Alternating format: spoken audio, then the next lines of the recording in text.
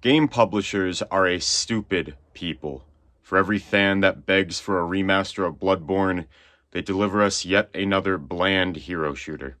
And recently, I've just really been thinking about games I'm really shocked haven't already been made. Whether they're instant cash grabs that should be a no-brainer for these studios, or, fans have been absolutely begging for years for them to release. For some reason or another, these studios just refuse to pull the trigger on what would otherwise be instant money. And right off the bat, I was just replaying Metal Gear Rising, and why hasn't this game been re-released? Not only is it one of the greatest games Platinum Games has ever developed, not only did it do relatively well from all things I've found during research, but the meme potential of this game, the culture around this game that has exploded even to this year. It had a huge resurgence, a revengeance, if you will, and yet crickets from, Platinum Games, from, Konami. And yeah, Konami is a little weird with games, but we know one thing: they do like money. They made Metal Gear Survive. Where is the remaster, the port, the remake, anything of Metal Gear Rising? And, recently, with the announcement of Ninja Gaiden 2 Black, Platinum Games is involved. I believe they're working on Ninja Gaiden 4 at least. Maybe it's right around the corner. Maybe they're gonna remake or remaster at the very least Metal Gear Rising Revengeance, and this will be, completely dated. But what the hell? This game has been landlocked, absolutely landlocked on the 360 and PS3 generation. And I suppose if you have a Xbox One or Series X, you can still play this game. You can still download that 360 original. But other than that, one of the most popular hack and slash games, character action games, whatever you want to call it, hack and slash is cooler. And nothing. Moving on, I was just recently talking about this, but this is more a game that I would really love, and I know a lot of people would really love to see it too. Remake of Final Fantasy VI has been something that has been wanted and desired and debated for years and years and years. Even a few months ago or a few years ago, maybe even Square Enix came out and said to make a game like Final Fantasy VI over again would be like a 20-year-long project. Final Fantasy VII Remake is already looking to be like a 15-year project, I believe. They started development in 2015, so it's probably going to be wrapping up around 2027. Yeah, it's been about a 15-year project. So damn. Yeah. And Square Enix, I believe their reasoning was they felt that where Final Fantasy VII, to put all those resources and time, into it, they're assured that Final Fantasy VII is going to be a steamroll. People are going to eat it up, they're going to buy it. Whereas a game like Final Fantasy VI, they're not too sure. So we got that pixel remaster, we got 1 through 6 pixel remastered. But with games like Dragon Quest III HD 2D, what the HD 2D treatment did for that game was legendary. It's such a blast. It looks amazing. It really looks amazing. And I know that's kind of shallow to say that, a game's completely been kind of revitalized just from a graphical overhaul. Hooey to that. The game is revitalized. It looks fucking amazing, and the entire time I'm going through Dragon Quest 3, all I'm thinking of is what would Narshe look like, in this kind of graphical environment. And to be fair, there are some videos out there of some fans who have made little mock-ups of what it could look like in an HD 2D style, and it's fucking a banger, man. I really, really hope to God that Square, there's talks right now of the producer, I believe, of Dragon Quest III HD 2D wants to, the next project he wants to do is Final Fantasy VI. And you got my support, man. You got, for whatever it's worth, you got my vote to do that, because holy hell, that would be sick. That would be my most anticipated game ever. I'd play the hell out of it. I'm sure a lot of people would too. But even more so than that, keeping in the theme of RPGs, where the hell is a Chrono Trigger remake, man? What the hell? It is one of the most critically acclaimed, RPGs of all time. People still, to this day, know how great of a game Chrono Trigger was. And it's a series that hasn't seen an entry since Chrono Cross. I guess Radical Dreamers was a release, but that one game alone, Chrono Trigger, has still, all these years later, held such... Video cut there because Chrono Trigger is too powerful. This is the power that a Chrono Trigger remake could hold and give to Square Enix, and if you don't want to fully remake it, I'd argue, please don't fully remake it. Chrono Trigger is one of those games that it's a once-in-a-lifetime kind of game, not just from a player's perspective, but from a development perspective. Everybody, the kings of JRPGs, Hironobu Sakaguchi, creator of Final Fantasy. You got Yuji Horii, creator of Dragon Quest. You got Akira Toriyama, who needs absolutely no introduction. Rest in peace, Akira Toriyama. But you have this conglomeration of so many creative geniuses, that just came together and truly delivered a product that is timeless. Puns intended with Chrono Trigger, but, I don't want them to touch that game. I don't want them to remake it and something's lost in the process. And I think the HD 2D style, especially with Chrono Trigger, would be the most assured way to just keep everything intact. Don't fuck around with the graphics, don't change dialogue, I don't even want you to touch the music. Just give Chrono Trigger the facelift that it so rightfully deserves. I'm the biggest Final Fantasy fan in the world. I love every single game. I've played through every single game multiple times. I constantly sing in the praises of these games. I still think Chrono Trigger is probably the greatest RPG of all time. It's Chrono Trigger and then Final Fantasy VI. And, I think they're constantly fighting for that top place. But, you can't deny the impact that Chrono Trigger had and still has. It is mind-boggling that it hasn't been remade or even re-released, in some fashion in the modern era. There's the DS version and the mobile version and the Steam version, and that's it. And even from what I understand, that Steam version was not ideal for the longest time. I mean, I have the mobile version and it runs fine, but it's where is it? Where is it? But I told you that game publishers are a stupid breed, and yeah, we're here to talk about some stupid gremlins, okay? Sega. Jesus. I love Sega. I love Sonic. I love every single product that Sega makes. However, it doesn't seem like Sega loves every single product that they've made. Recently, it seems like they're taking an endeavor to re-release, or not re-release, but make some sequels to some games that have lied dormant for a long time. Golden Axe, Jet Set Radio, thank God, just to name a few. And while I could say, I need a re-release of Jet Set Radio Future, absolutely do. Need re-releases of almost every single one of their classic games because they're not available. The one game I really cannot wrap my head around why it hasn't even been attempted is a remake of Sonic Adventure 2. And, people can argue, they can scream, it's Sonic's a highly contentious topic. I know, believe me, I know from my own videos. But Sonic Adventure 2, anytime Sega has done anything even slightly related to SA2, instant money, instant banger, it's highly rated, critically acclaimed. Look at Sonic 3. It's a remake of SA2's story. Boom. It's one of the best-selling game movies ever. I believe even it did better than the first two movies. I'm not sure about that. But they just did Sonic X Shadow Generations. Not a remake of SA2, but it has Shadow in it. It has Sonic. It has it's very obviously in that same vein of the Year of Shadow, instant money, instant banger. Now, Shadow Generations, amazing game. One of the, I will even say, probably the best 3D Sonic game we've gotten since Generations. Full stop. I think everything about Shadow Generations is perfect.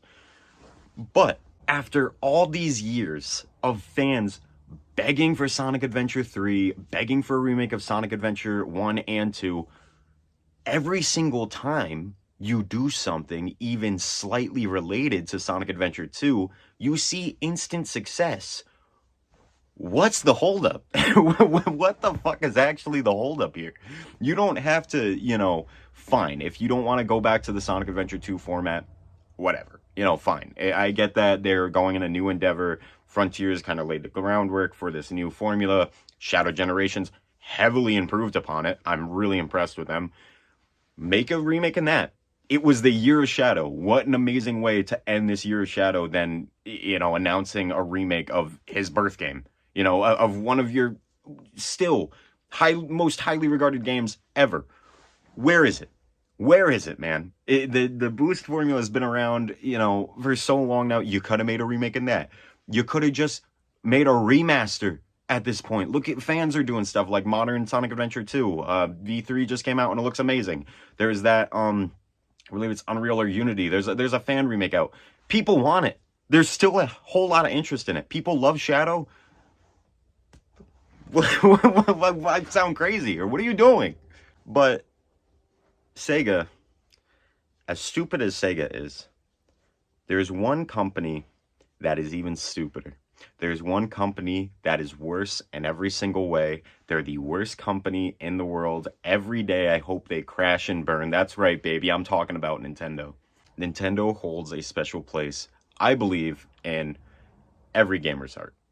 Everybody loves the classics. Nintendo games, you can't outdo them. You can't. There's a certain level of quality and polish. In recent years, I'd argue it's been going downhill, but Nintendo obviously is a staple in the gaming industry and one that very evidently makes good games. As a company,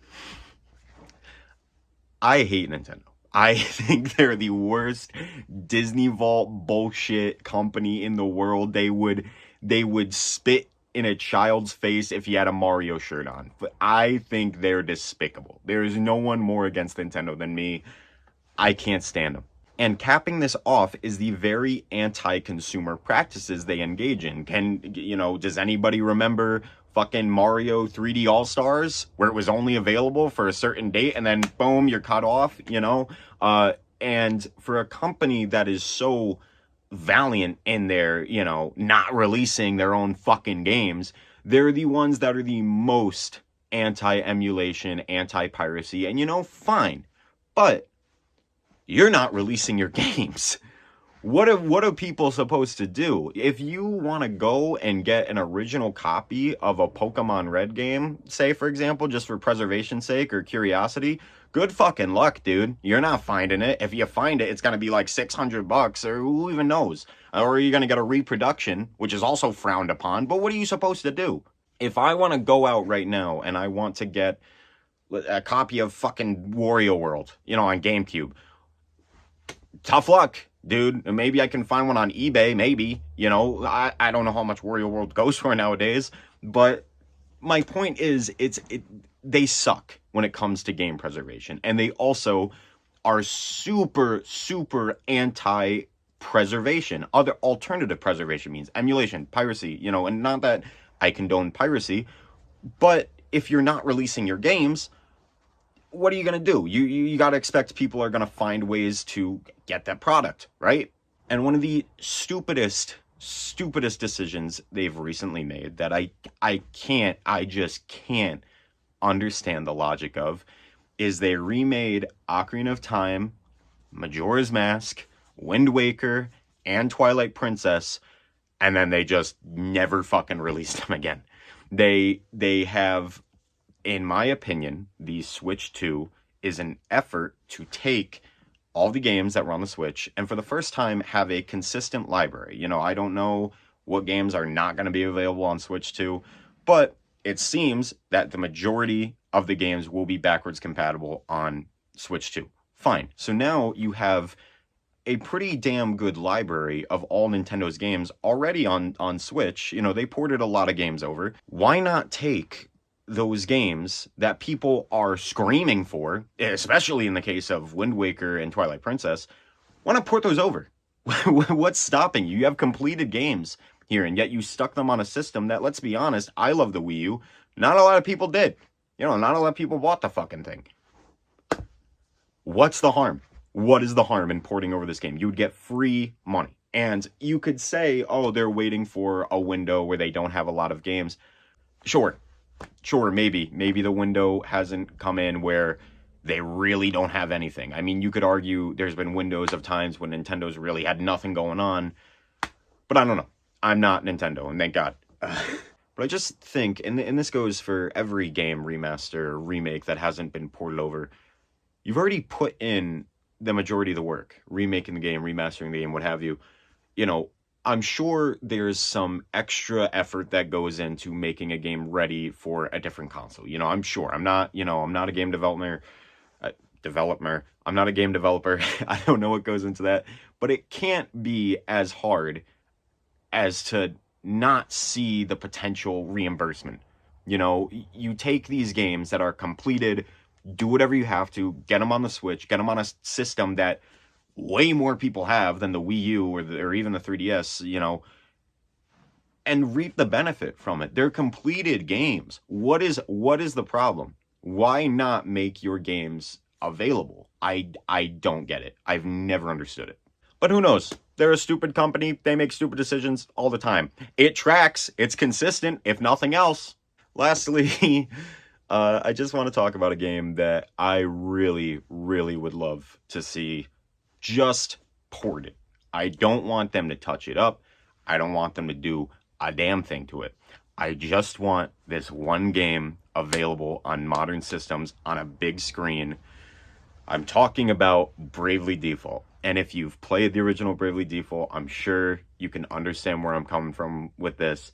It's an amazing RPG. It's everything you could possibly want from that classic Final Fantasy era, you know, RPG brought into the modern era. The art style's absolutely amazing. You know, the music's amazing. I'd even say the story, you know, some people had a problem with the ending of the story, up to the interpretation, I guess. But I loved it. I loved everything about it. I played the absolute hell out of that game. But something that's been happening lately is I can't get into very long games on tiny devices. That's why I never get super into mobile games. I never, you know, I never play that much on like a PS Vita or even a 3DS, you know, anymore. It's just hard for me how, you know, I'm looking at a tiny screen, especially with a game like an RPG where you want to, you know, kind of kick back, relax, and really get invested in it. You know, you got to worry about battery life. You got to worry about the game popping out and losing like hours worth of progress, and just even, you know, huddling over a tiny screen. It's disorienting. It's hard. So I don't want them to touch the story. I don't want them to touch the visual look of the game. Like I said, I love that game, everything about it. I hope to God if someone at Square Enix or if anybody knows anybody and they see this, please God, just port that game. I will be so happy. I'll play that to hell and back. I'll buy 18 copies and tell all my friends to buy copies. Anyway, that's really it. You know, I'm pretty damn shocked that half of these games don't already exist in some fashion, especially with the ones that are just like ports, you know, just like Nintendo's with, you know, the Zelda games or Chrono Trigger being ported, just very, you know, and this happens all the time. This is in no way, you know, all the games. We'd be here for 18 hours. You know, it's just, I can't wrap my head around why developers make it so damn hard to get their games. You know, if you want to argue, okay, they want to focus on new endeavors, fine. But if you have a completed game, like in the case of Metal Gear Rising, what is the harm of just putting it on the PlayStation Store? Who are you? You're actually absurd. Is it licensing issues? Maybe. I suppose. But I'm going to be honest. In a lot of these cases, such as Nintendo with their Zelda games, they own that IP. Where is it? You know? But that's it. If you guys have any games that you really are confused, haven't come out yet, let me know in the comments. Who knows? Maybe if enough people talk about it, these developers and publishers will see there's a real desire out there for it, and we can hopefully have some of these games. But I don't know, man. That's all I got. Later.